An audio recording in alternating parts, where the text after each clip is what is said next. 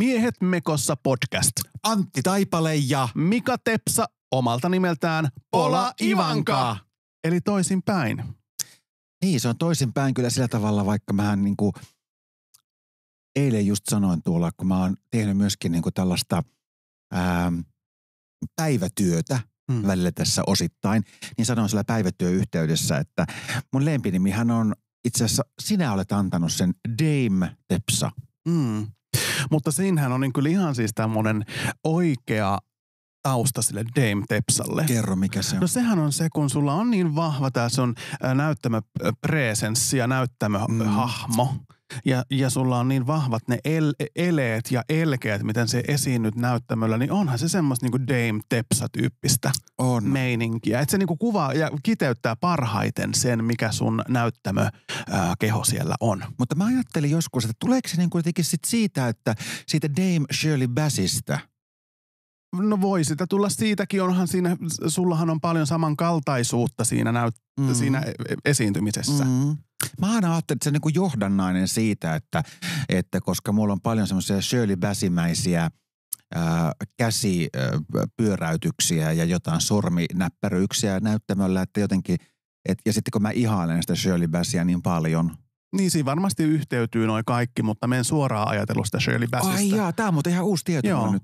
Joo. Mä luulin aina, että se on niinku siihen liittyvä. Eikö se oli se, että koska aina tietysti tälleen teatterin tutkijana palastelee asioita paljon ja miettii ja pohtii ja strukturoi päässänsä kaikkea, niin sitten just se, että millä tavalla sun hahmo, jos jollekin pitäisi kertoa, että mitä se Pola Ivanka tekee, kun se ei ole drag, hän on niinku laulaja, hän on Dame Tepsa. Niin se jotenkin kuvaa siitä kokonaisuutta parhaiten. No, mutta kerropa sä, Antti, että mistä sä oot niinku kotosi? No me on Luumäeltä. Luumäki on siinä Lappeenrannan ja Kouvolan välissä semmoinen pieni 5000, ehkä nyt 5500, 6000, en tiedä paljon siellä nykyään asuu ihmisiä. Paljonko silloin asuu? 5000. Ja siellä asuttiin siitä taajamasta, keskustasta noin 3-4 kilsaa sinne syrjempään, Heimalan kylään. Siellä meillä oli lehmiä, meillä oli maatila, noita lypsylehmiä, 20, 25. Oliko sulla joku suosikkilehmä? Oli. Ekaksi oli Missi ja sitten tuli Eerika. Ja Eerika oli ihan paras. Sen kanssa me niin on viettänyt lapsuuteni siellä pelloilla. Mä olin istunut sen vieressä ja kun se on nukkunut. Entäs selässä? Märehtynyt. Olen ollut selässä, mutta en ole ratsastanut. Joo. En ole siis lehmällä ratsastanut. Lehmäratsastusta. Niin, mutta sitten mä yritin aina noita vasikoita alkaa kouluttaa silleen, että ne olisi kulkenut mun liekaan ja olisin pystynyt siis kävelyllä niiden kanssa, mutta siitä ei sitä oikein tullut mitään koskaan. Mutta Eerikan kanssa mä oon viettänyt paljon aikaa. Sitten oli siis semmoinen semmoinen vanhempi lehmä Airam. Ja se oli, tiedätkö, semmoinen niin kuin mulkku. Sehän on lamppu. Se oli jo sieltä. Se oli varmaankin tullut se nimi. Joo. Koska me saan aina aika paljon vaikuttaa niihin nimiin. Ja joka vuosi aina vaihtui se lehmän, se kirja, millä annetaan se lehmän nimi per vuosi. Että yksi vuosi on A:lla alkavia ja seuraava on B ja niin edespäin.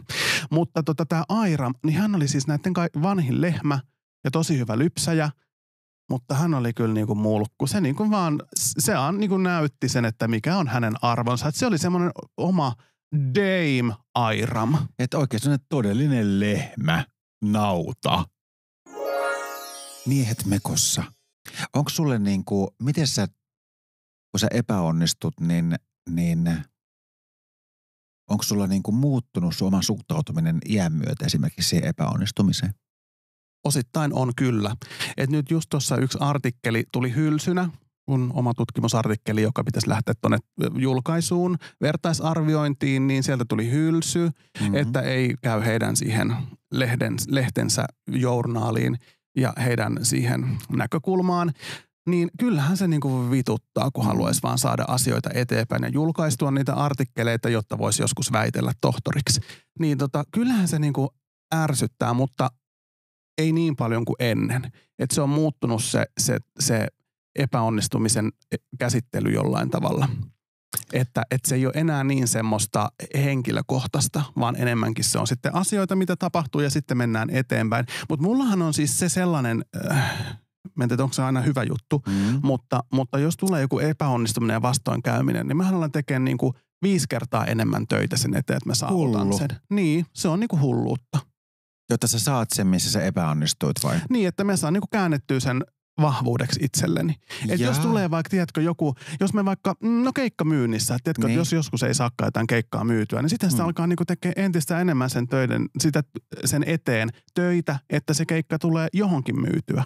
Ja silloin, kun mä 2000-luvun alkupuolella tein keikkoja sen aikaiselle Silja Lainille, heidän maahenkilökunnalle ja kävin joillakin laivoillakin tekemässä vähän promona keikkoja ja kaikille tämmöisille päättäville tahoille, niin kyllä mun täytyy sanoa, että kun tavallaan sitä työtä tehtiin myöskin vähän siksi, että sinne Silja Lainille mä olisin päässyt esiintymään, niin kyllä mua vitutti, kun Jarkko Valta ja Osku Heiskanen niin kuin suoraan sitä mun ohi kävelivät sinne laivalle esiintymään. Niin kuin so what. Että silloin mä koetin tässä, että mä jotenkin niin kuin epäonnistuin siinä, mitä mä niin kuin annoin ja tein semmoista niin kuin valmistelutyötä sille asialle. Mutta mä muistan jotenkin, että olleen nuorempana oli mullakin usein just tälle, että mä jotenkin ehkä niin kuin suuntasin se epäonnistumisen justi ehkä jotenkin niin kuin tämmöisiin niin kuin ehkä muihin ihmisiin tai instansseihin tai jotenkin tällä tavalla, että koin, että minua rangaistaan tai jotenkin, että tämä on koettelumus minulle. Aina nämä asiat. Joo, mulla on niinku, mitä enemmän tullut ikää ja ollut kyllä aika pitkäänkin se ajatus, että asiat tapahtuu, kun ne on tapahtuakseen.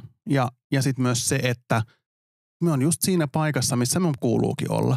Niin sitten se myös helpottaa epäonnistumisten jotenkin sietoa ja käsittelyä, että okei, tämä ei mennyt just näin, miten mä olisin tahtonut, mutta sitten se voi mahdollisesti mennä jotain toista kautta siihen samaan suuntaan tai täysin aivan eri suuntaan. Ja sitten se, että mä oon oppinut ehkä sillä tavalla hyväksymään iän myötä sellaisen asian, että jos esimerkiksi joku keikka jää saamatta tai se menee ohi, niin mä oon ruvennut ajattelemaan niin, että kun se keikka ei tullut tätä kautta tai se liksa ei tullut tätä kautta, niin se raha tai se keikka, se tulee myöhemmin jostain muualta. Mutta se on vasta niin kuin semmoisen iän tuomaa niin kuin mahdollistavaa sitten, kun elää tässä ja ehkä tarvitsee myöskin niitä epäonnistumisia, jotta rupeaa niin kuin luottamaan siihen niin kuin itse elämään jollain tavalla enemmän.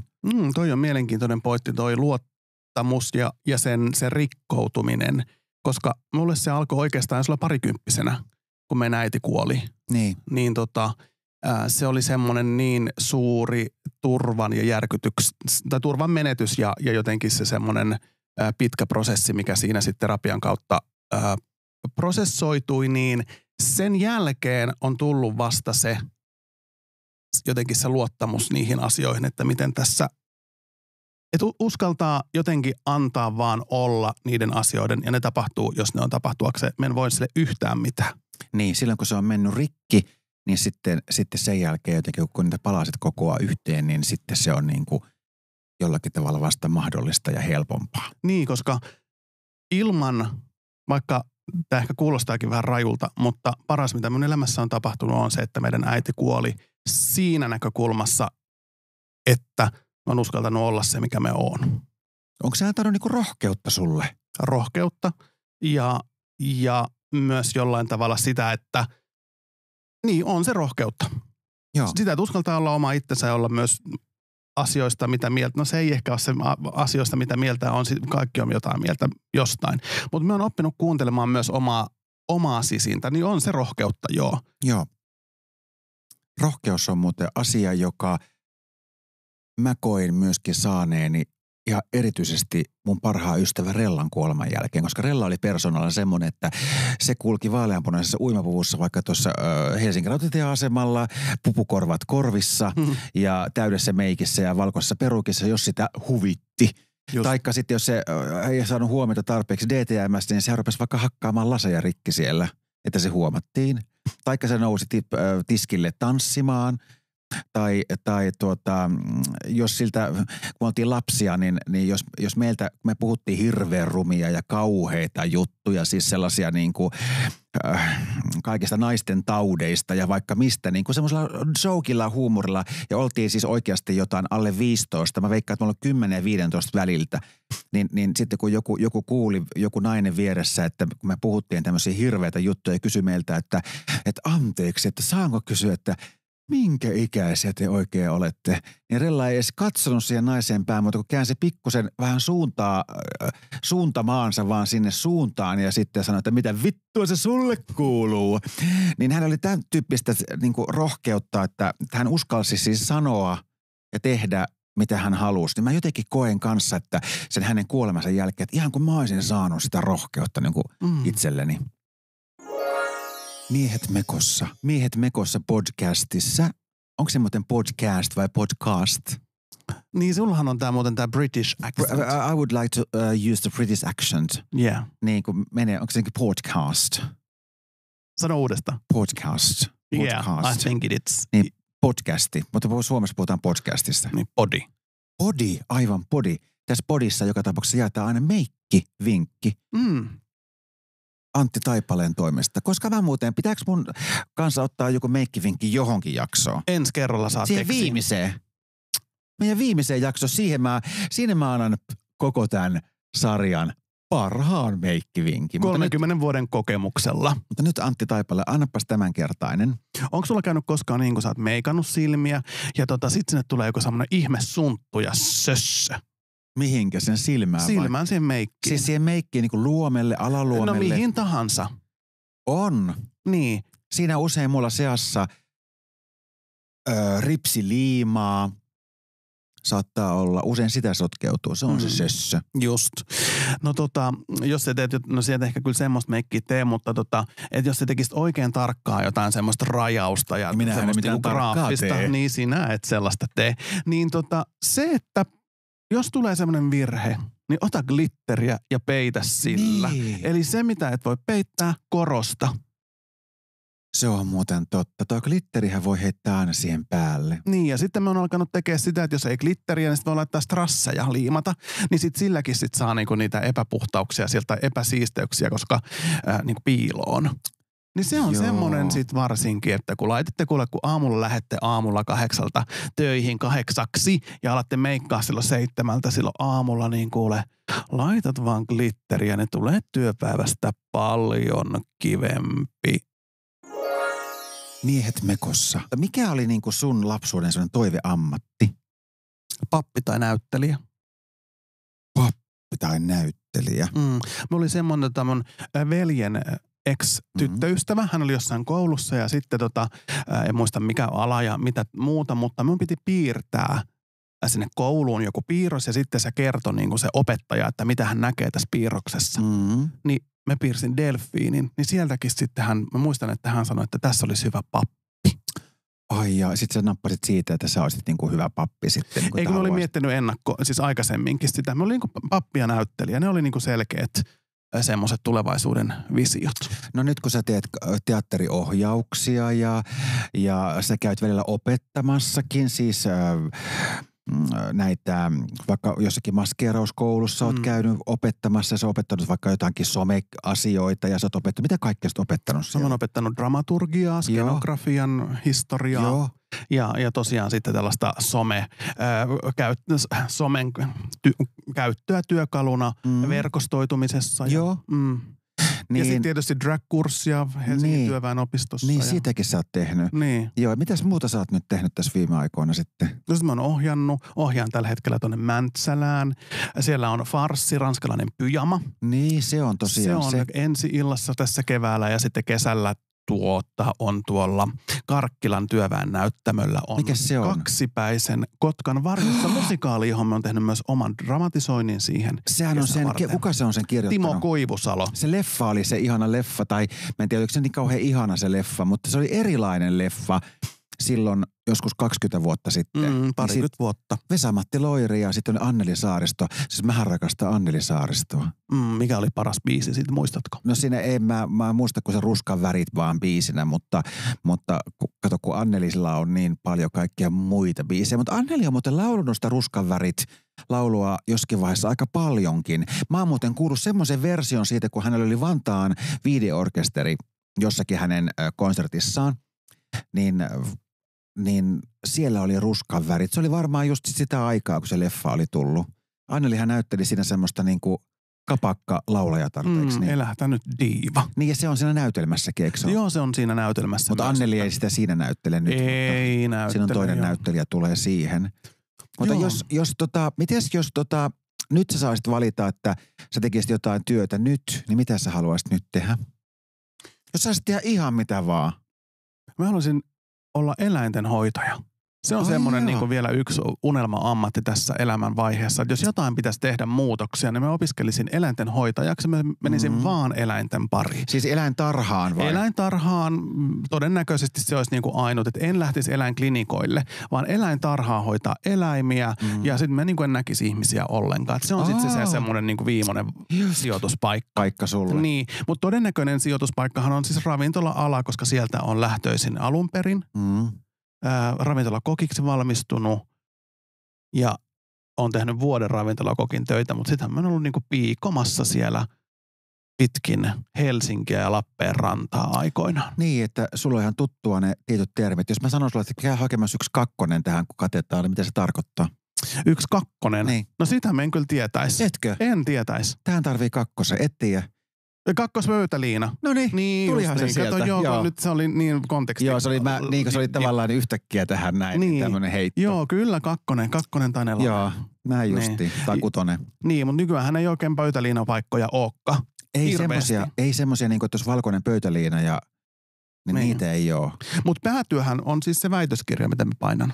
Niin. Sehän on sellainen, joka on pitkä projekti ja työllistävä ja epävarmuuteen ja semmoiseen keskeneräisyyteen ohjaava prosessi. Mä ajattelin, että sä sanot, että epäkiitollinen prosessi. Voisi sitäkin olla. Niin, varmasti voi olla jotenkin niin kuin, jos ei se jotenkin tuotakaan jotain. Niin, vai? Ja sitten epäkiitollisuus ehkä siinä näkökulmassa, että joutuu koko ajan tajuamaan itsestä, että kuinka tyhmä on. Niin. Sitä se niin kuin on. Kyllä. Mutta se on ihanaa. Mikä se, että tajutaan olla se tyhmä? Se tutkimustyö. Tiedätkö, että voi niinku mennä niinku yhteen asiaan jotenkin mennä syvemmälle ja syvemmälle ja syvemmälle. Että se on sellaista juttua, mikä toimii mun aivoille. Että mä voisin vaan niinku uppoutua sinne, jos ei edes muuta maailmaa. Mutta kun on, niin se on sitten siinä se haaste. Mä voisin uppoutua siihen vaan, että mä oon semmoinen hevostallin pitäjä. Ja sitten mä vaan ratsastasin niille Suomen hevosilla ja sitten mä voisin vaan uppoutua siihen ja siihen hevosen harjaan. Niin pitäisit siitä kiinni vaan kyllä, ja ratsastaisit. Kyllä, kunnollakin rynkyttäisin pitkiä hiekkateitä ja metsäpolkuja. Miehet mekossa. Nyt tässä Miehet mekossa podcastissa on vuorossa 3 nopeaa ja ne menee tänään Dame Tepsalle. Ja 3 nopeaa ja 3 hidasta, meisin sanoa. Mutta eikö mun pitää niinku vastata siis nopeasti? Niin. Täältä tulee niinku hidas kysymys ja se vastat helvetin äkkiä, kun tykin kuula lähtisi sieltä. Täältähän tulee. Ensimmäinen kysymys. Sä menet studiolle nauhoittamaan uutta diskobiisiä ja samassa kopissa on Eini. Ja teidän pitää laulaa Kesä- ja yökappale duettona stemmoissa, niin miten lähestyt tätä tilannetta? Mä voin ottaa alastemman, mä sanon heti siihen. Mä voin ottaa alastemman tähän biisiin ja voin laulaa Eini niissä kohdin, kun sulle sopii. Lähtisi ehkä jollain tämmöisellä. Ihan tämmöinen sovitteleva meininki. Kyllä, niin kuin nimenomaan, koska mä ajattelin, että kun hän on kuitenkin niin kuin sen biisin solisti, niin silloin minä en rupea tuomaan mitään solistisia elkeitä siihen tilanteeseen. Tämä on niin kuin jotenkin itse oppinut, vaikka mä oon ollut tosi paljon itse vaan niin kuin solisti aina ja se liideri. Niin sen mä oon oppinut, että sitten jos asetelma on toisinpäin, niin silloin solisti on se, kenelle annetaan aina tilaa. Se pätee niin kuin kaikessa. Siellä musiikkimaailmassa ainakin. Toinen kysymys. Olet hevosen kanssa ratsastamassa kesällä tumman vihreä sammal alla. Aurinko on laskemassa, linnut laulavat ja on kesäkuun alun kirkkaan vihreä metsä. Sä kävelet hevosen kanssa, ratsastat siellä ja yhtäkkiä näet, kun maassa makaa alaston Benjamin. Niin mitä sä sanot hänelle?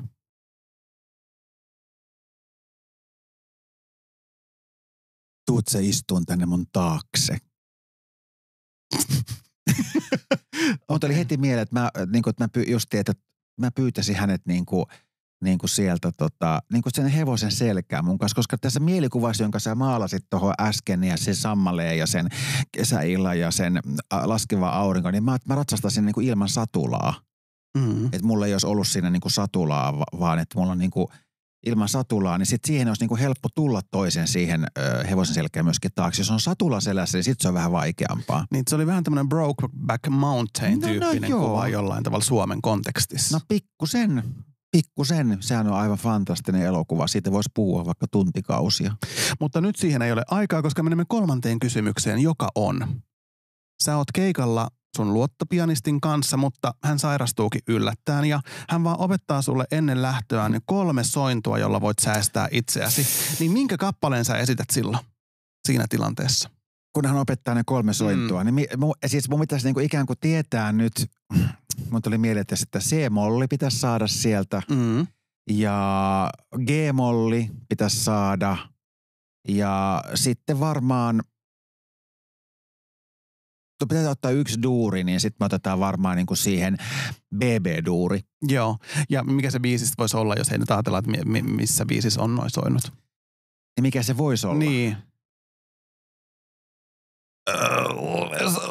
Mun tuli mieleen, mutta nyt mun tulee niinku mieleen niinku ne biisit, missä noin voisi olla, mutta niinku, että millä se voisi mennä. Sen biisi täytyy olla joku semmoinen iso ja semmoinen dramaattinen ja semmoinen, niinku, missä mä saan laulaa niinku kovaa ja joka on niinku vähän rubaa tossa. Eli sillä tavalla, että mä otan aina vaan sen soinnun ja sitten mä laulan sen, mitä laulan. Ja sitten mä siirryn toiselle soinnulle ja laulan, mitä laulan. Niin, semmoinen biisi. No niin, tätä odotellessa siis ensi kesän Drag Ladyt laitumella kiertueella. C-mollista G-mollin kautta BB-duuriin. Miehet mekossa. Suomalaisethan niinku aina ei edes ymmärrä sitä, että minkälainen niinku merkitys ulkomaalaisilla on siinä asiassa, kun me käydään saunassa. Meillähän se on semmoista niinku ihan normaalia pullaa. Ehkä se on nyt vähän korostunut sen saunan niinku erinomaisuus ja merkitys, kun on tullut tosi paljon näitä saunayrityksiä. Joo. Niinku kaiken maailman löylyjä ja viiluja ja muita, mitä on. Allas Sea Paul.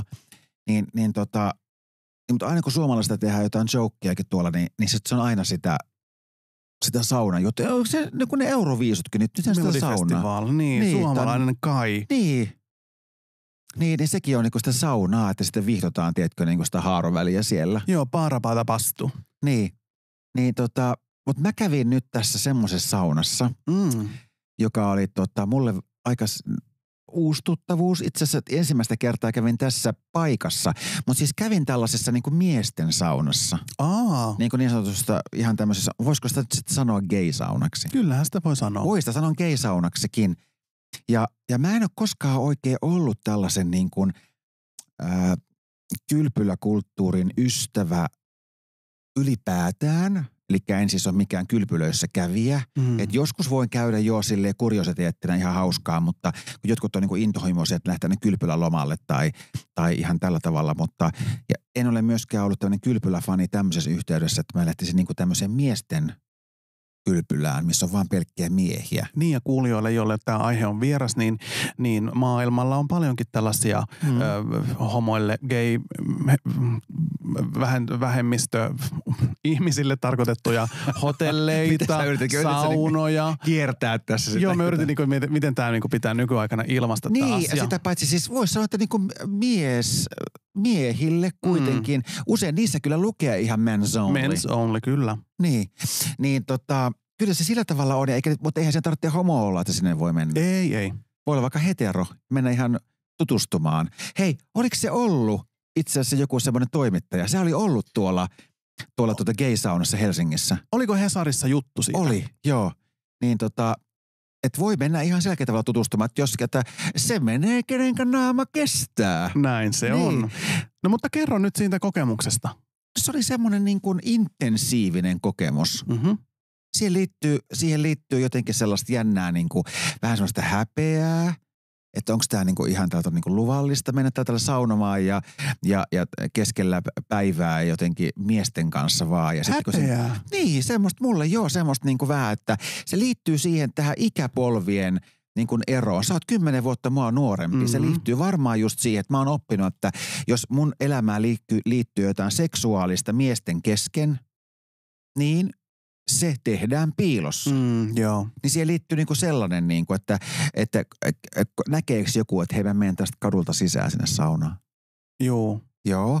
Ja sitten vielä niinku vähän siellä sisälläkin, kun mä oon, niin vaikka ne kaikki on siellä samalla asialla saunomaan tulleet ja ne on miehiä, niin saunomaan ja kuka on tullut sitten jollakin muullakin verukkeella tietenkin sinne, niin siitä huolimatta semmoista häpeän kokemusta ja sitten kuitenkin siinä, kun se rupeaa tulemaan tutuksi se homma siellä, niin olisi jotenkin sellainen niin kuin kiinnostavaa sosionomisessa mielessä niin kuin seurata, että miten ihmiset ja miehet keskenään niin kuin käyttäytyy, miten ne saunoo ja miten ne metsästää, miten ne niin kuin rakentaa siellä niitä siltoja toistensa kanssa ja kuinka nopeasti ne sillat katkaistaan ja kenen kanssa, joita siltaa ei saada aloitettua ollenkaan.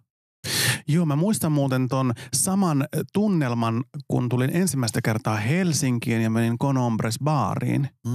Ja siinä oli samanlainen tunnelma se, että uskallanko mennä. Tulin siis Lappeenrannasta, en ollut vielä muuttanut tänne pääkaupunkiseudulle, mutta menin silloisen eksän kanssa siihen baariin. Ja se, että se oli semmoista mystiikkaa, että voiko mennä tuohon ovesta sisään, että mitä siellä tapahtuu. Joo. Että mitä se sitten, kun me astun sinne sisään, että onko se jotenkin, että tuleeko musta jotenkin semmoinen gay. Niin. Se oli ihan kummallinen ajatus silloin. Nyt kun puhuit tuosta, niin muistin ton tunteen. Joo.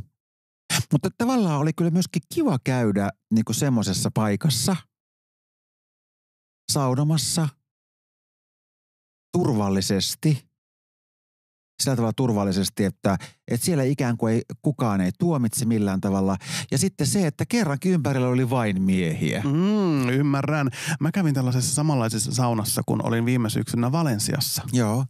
Ja tiedätkö, siellä oli niin iso se höyrysaunaosio. Valtava. Se oli valtava. Siellä oli monta eri sellaista niin kuin aluetta. Siellä oli tosi hieno valaistus, semmoisia vesipatsaita, josta niin kuin vesi lorisi. Sitten se oli ihana se Kikkelipäästä. Ei. Ei vaan ne oli semmoisia niin kuin kreikkalaisia patsaita. Ei ollut, se oli ihan semmoisia niin kuin pylväitä patsaita. Ja sieltä tuli vettä ja se oli ihana valaistus, hyvä se eukalyptuksen tuoksu, se oli tilaa, se oli tarpeeksi myös semmoista niin kuin hämärää. Ja siellä niin kuin näkyi ihmisiä, niitä muita saunojia, mutta sitten se oli jotenkin semmoinen tosi tunnelmallinen ja myöskin intensiivinen kokemus. Ja varmaan semmoinen eroottinen samalla. Mun tuli heti semmoinen eroottinen olo. Kieltämättä. Niin, ja kyllähän siinä niin seksuaalisuutta myöskin paljon näihin liittyy. Kyllä. Ja siis niin kuin ihan suoraa seksiä. Kyllä, siellä myöskin ihmiset seksiä harrastavat. Kyllä, että siinä on ihan semmoista kunnon semmoista. Niin miesten välistä panoa.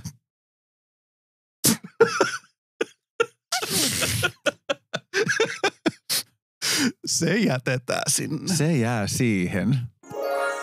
Miehet mekossa. Mikä on semmoinen hyvä tapa, millä tämä saataisiin, niin tämä tämän kerran podcast-jakso, niin miten tämä saisi niin sujuvasti loppuun?